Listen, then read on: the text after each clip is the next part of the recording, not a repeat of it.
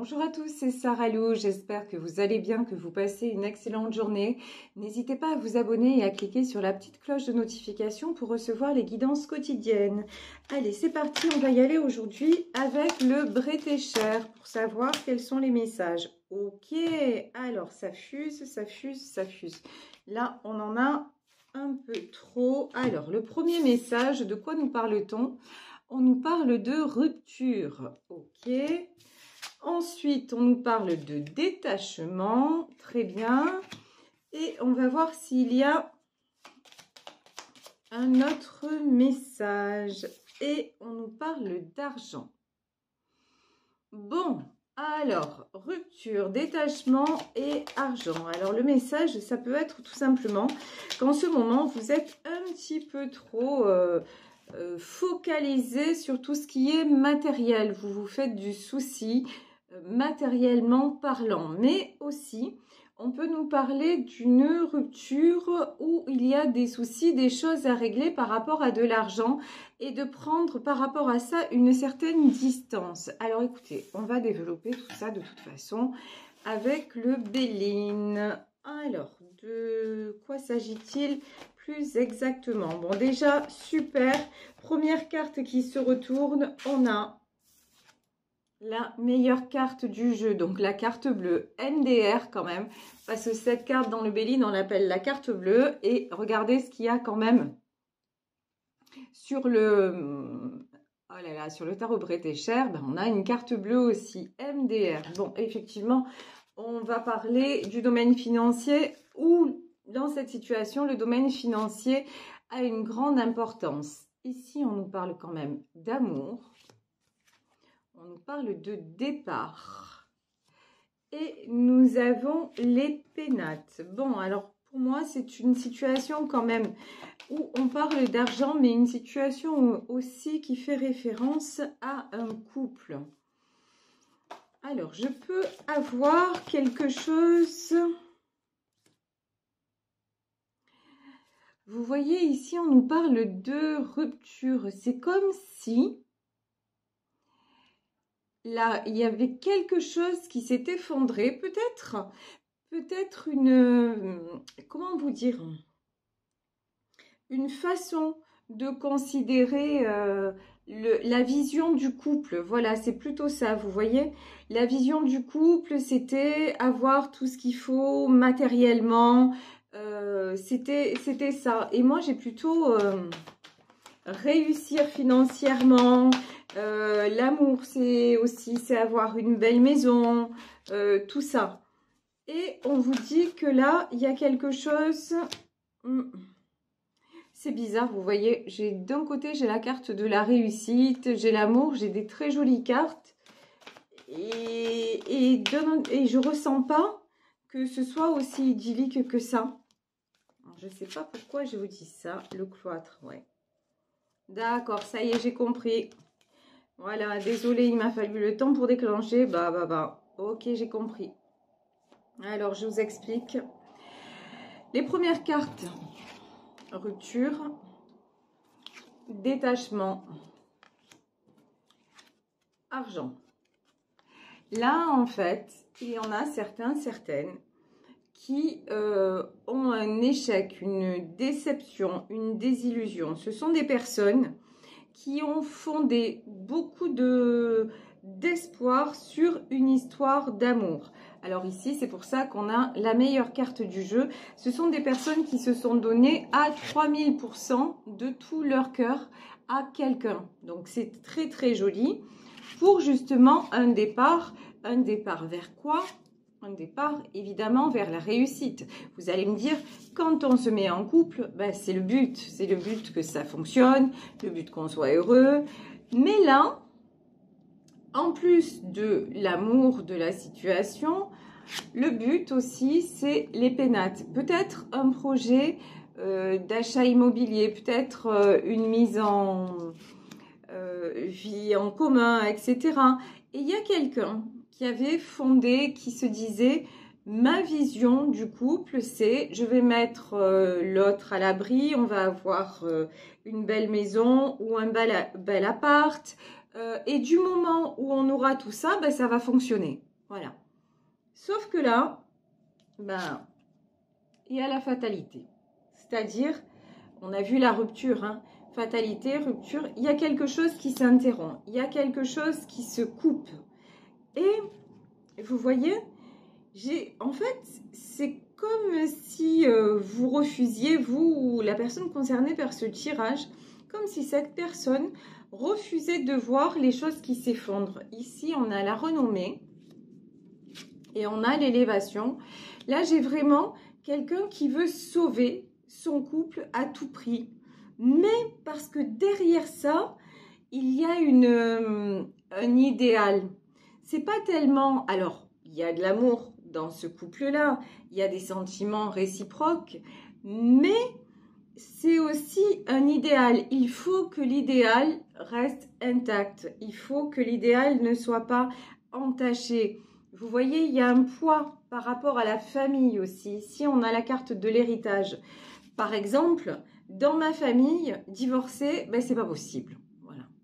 Ou à l'inverse, dans ma famille, ben, il n'y a que des divorcés, donc ben, non, moi, je vais faire en sorte que mon couple fonctionne.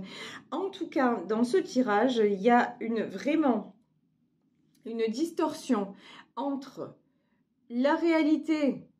La réalité, c'est il y a une rupture et on vous demande de vous détacher de cette situation, de vous détacher de la personne pour l'argent, c'est-à-dire là, l'argent, c'est aussi l'abondance, pour retourner à votre propre abondance. Et pourquoi? Parce que cette situation, en fait, elle vous enchaîne, parce que cette situation vous emprisonne. Ici, quand on a la carte du départ, ici, le départ, en fait, c'est peut-être que votre autre est parti, tout simplement, que votre autre vous a quitté, mais vous avez du mal à accepter, vous avez du mal à voir. Et vous, je pense hein, que vous êtes encore à l'idéaliser et à vous dire non mais ça va s'arranger. Voilà. Et ici, on vous dit l'élévation, c'est comme si vous alliez essayer d'en faire encore plus pour rattraper les choses. Mais ici, derrière ça, j'ai quoi? J'ai la ruine. Ça ne servira malheureusement à rien. C'est-à-dire que par exemple, vous allez, ouais, vous avez envie à tout prix de sauver votre couple et de sauver, hormis votre couple, c'est l'idéal que vous avez de la vie à deux. Voilà, c'est ça en fait. Vous êtes attaché à une idée de la vie à deux. Et vous, en plus, vous n'êtes pas forcément épanoui puisqu'on a quand même la carte du cloître et de la fatalité. Et là, on a la ruine. Donc, vous n'êtes pas forcément épanoui dans cette vie-là, mais vous avez décidé de garder le contrôle et de ne rien lâcher. Ici, nous avons les plaisirs, la sagesse et l'union. Bon, ici, donc, les plaisirs, la sagesse, l'union. Pour moi, même si votre autre est parti, même s'il y a des choses qui ne vont pas dans votre couple et que au fond, de toute façon, si l'autre est parti, c'est qu'il y a un souci, c'est que ça va pas. Ou de votre côté, ou du sien, ou des deux côtés, mais c'est qu'il y a un souci. Mais vous, encore une fois, vous lâchez rien. Voilà, vous voulez absolument que tout s'arrange. Donc, là, pour moi, ce qui va se passer, c'est les plaisirs. Vous allez tout faire pour séduire l'autre à nouveau. Vous allez essayer de... Et vous allez surtout, vous remettre en question. La sagesse, en fait, ça va être... Alors, c'est très bien d'être capable de faire ça, de se dire, j'ai des torts, je vais travailler sur moi, essayer de ce qui ne va pas chez moi pour que ça fonctionne. Ça, c'est très bien. Ce qui est plus dérangeant, c'est que là, quand même, avant la carte de l'union, on a la tour. On a quand même l'héritage et la ruine. Ce qui est plus dérangeant, c'est que, oui, vous allez tout faire pour récupérer l'autre. Et je pense que En plus, ça va marcher. Mais quelle est votre véritable motivation? Est-ce que, enfin là, c'est vrai, on vous invite à réfléchir à, est-ce que c'est une bonne chose de vous remettre avec cette personne? Ou alors, est-ce que c'est juste que, quelque part, ben voilà, vous avez décidé que vous n'échoueriez pas, que ça allait fonctionner coûte que coûte, et quelque part, vous êtes prêt à tout, ou prête à tout accepter pour aussi, hein, il y a une question d'apparence quand même, hein, pour pas qu'on puisse dire de vous, ça a échoué, son couple s'est cassé la figure, peut-être aussi que vous avez fait, vous venez de faire un achat ensemble, immobilier ou autre, hein, peu importe que vous avez mis des biens en commun et que du coup vous dites ah non mais c'est mort, je vais pas tout perdre donc je vais essayer encore de raccommoder les choses, vous voyez.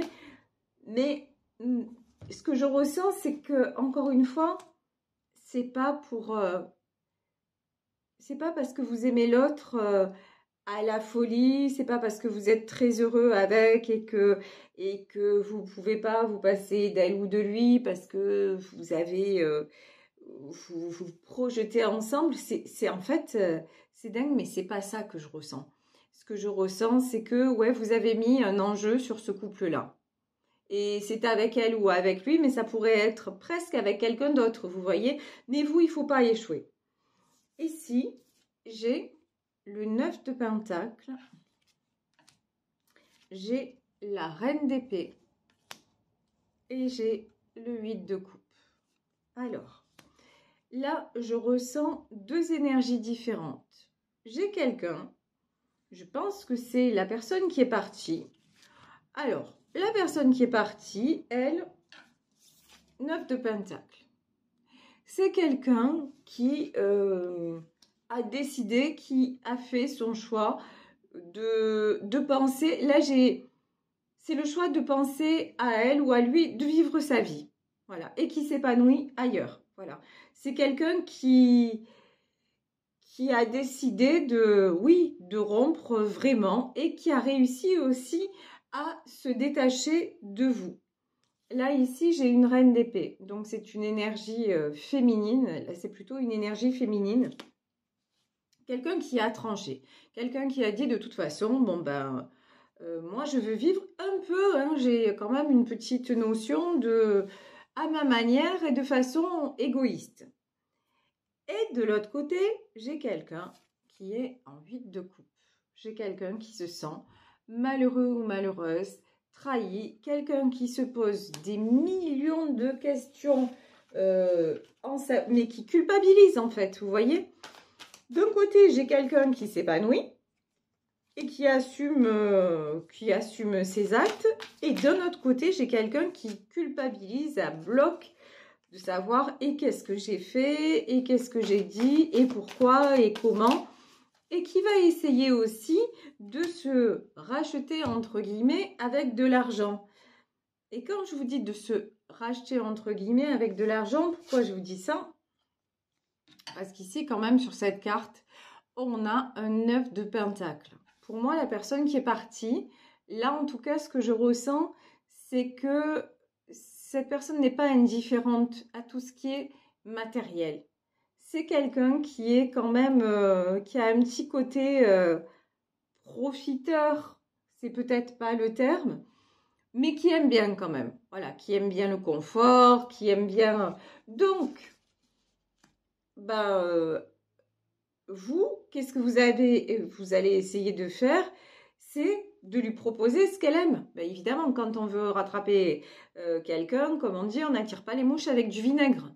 Donc, vous êtes tellement déçu et tellement dans un sentiment d'échec que vous refusez absolument, que vous allez mettre le paquet pour aller la rechercher. Ici, j'ai un cavalier de coupe.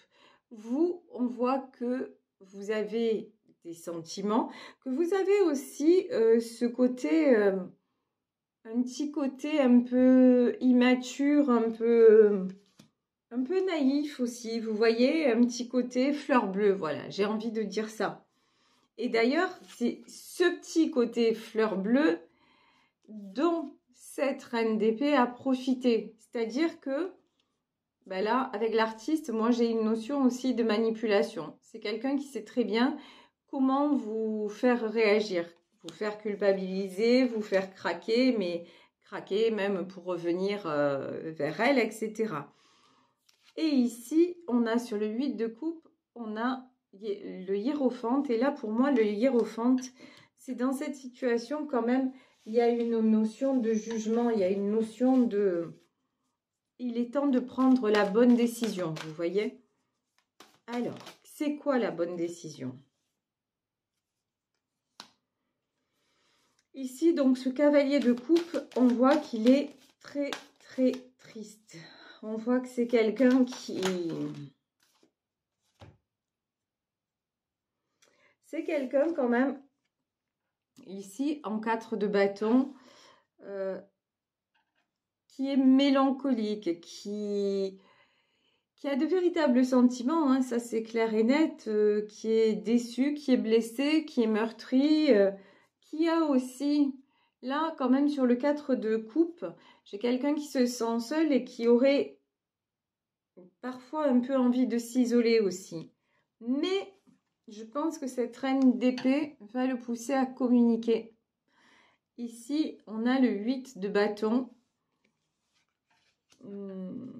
J'ai l'impression que, en fait, c'est cette reine d'épée par rapport à lui qui a les cartes en main. Vous voyez? Cette reine d'épée, elle fait ce qu'elle veut de cet artiste. Cette reine d'épée, elle mène le jeu et elle le pousse à aller exactement où elle veut qu'il aille. Et ici, donc 8 de bâton, communication.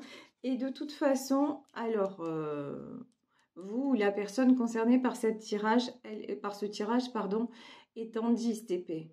Là, c'est quelqu'un qui est très, très, très affaibli, quelqu'un qui est à terre, quelqu'un dont on peut facilement prendre le contrôle. Malheureusement, c'est ça. Alors, ici, nous avons l'as de bâton. On va voir comment va se finir cette situation parce que là, j'ai l'impression, alors je prends ou je prends pas, non. J'ai l'impression que d'un côté, on nous dit, il y a eu rupture, quelqu'un va revenir et l'autre va reprendre la personne et va tout faire pour la garder, et puis lui donner encore plus, etc., etc. Et d'un autre côté, ouais. Et là, on a la tour, voilà. Et d'un autre côté, on sent que celui qui a été quitté, trahi et tout ça est épuisé de toute façon. C'est une fin de cycle. J'ai quand même le hiérophante et le 10 de bâton, donc on est dans la fin de cycle. Je pense que c'est quelqu'un qui peut être capable, peut-être après un retour de l'autre et une dernière tentative, à la fin de dire stop. Vous voyez, ici, on a quand même la tour, on a le 6 d'épée et on a surtout l'as de bâton. Finalement, cette personne va dire, bon, écoute, je t'ai donné des chances, j'aurais aimé que ça marche, j'ai fait tout ce qui était en mon pouvoir pour ça. Mais maintenant, j'ai encore essayé, on a encore essayé et je m'aperçois que ça n'est plus possible. Je m'aperçois que la tour, il y a encore des trahisons. Peut-être qu'il va y avoir encore une trahison, vous voyez, genre l'histoire, elle va reprendre et puis de nouveau, il va y avoir un événement qui va se passer. Et là, vous allez tourner le dos ou la personne concernée par le tirage va tourner le dos. Elle va réussir enfin à se positionner en as de bâton.